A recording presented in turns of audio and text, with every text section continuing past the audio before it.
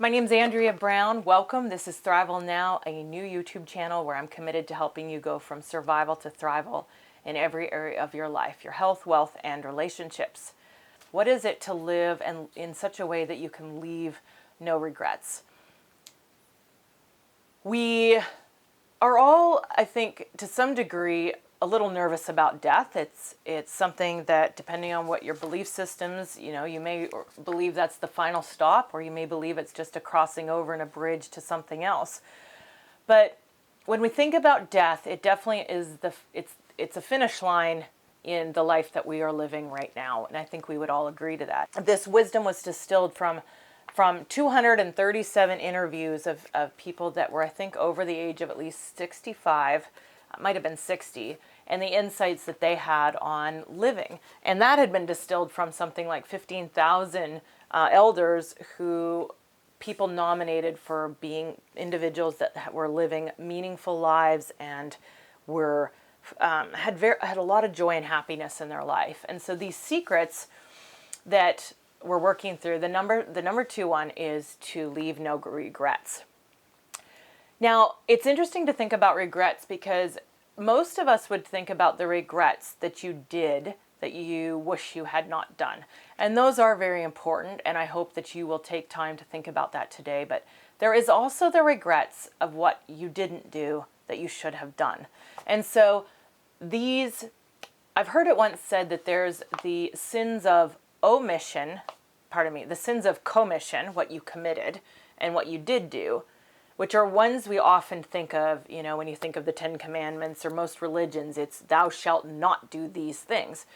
But there are the sins of omission, what you didn't do. And those are the more subtle things that reading between the lines and reading in it, you'll find that they are just as important often, or maybe even more so than than those sins of commission of what you did. And so we don't want to err in what we do, and we don't want to err in what we don't do.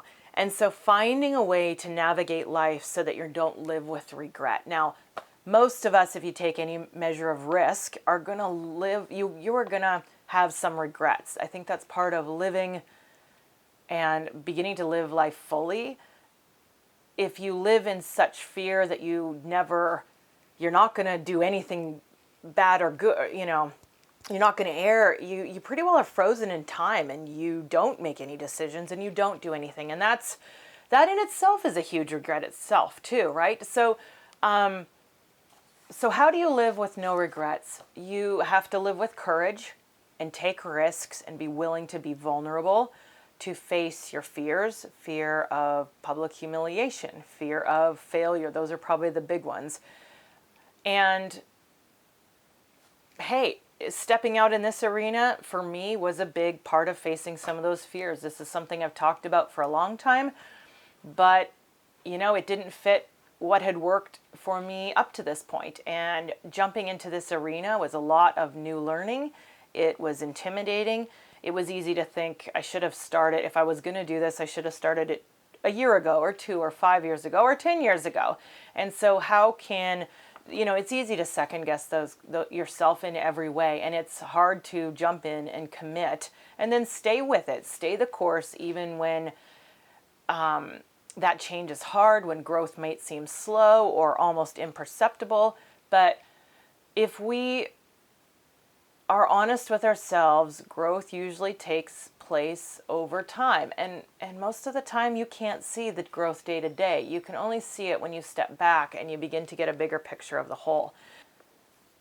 So I've taken stock. I've had to look in the mirror and ask myself this question many times. And over the course of, these 10 or 12 years particularly, because I've been invited to share and speak at a number of retirement communities. And this is one of my favorite interactive workshops and seminars that I do. I go through these 5 secrets from John Izzo's book, and we have a really good dialogue and some interaction around this.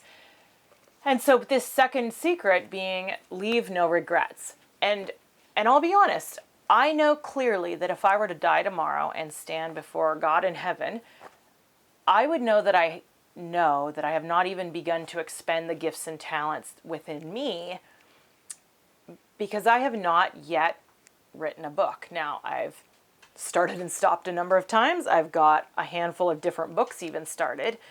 And for whatever reason, I have not yet pressed through that. But I'm pretty clear that I know that if I die, that's going to be a big regret. You know, jumping into this arena is one of those ways that I am choosing to live with no regrets. And the other is doubling down on writing. And so living with no regret, you know, my challenge to you today is to imagine, you know, push pause, or when this video ends, just, you know, give yourself breathing room for 5 minutes, 10 minutes, and just jot a couple notes to yourself. Share them in the comments if you're bold enough. But if you were to die 6 months from now, what would you do that you haven't done? Or where would you ask forgiveness? Who would you ask forgiveness for?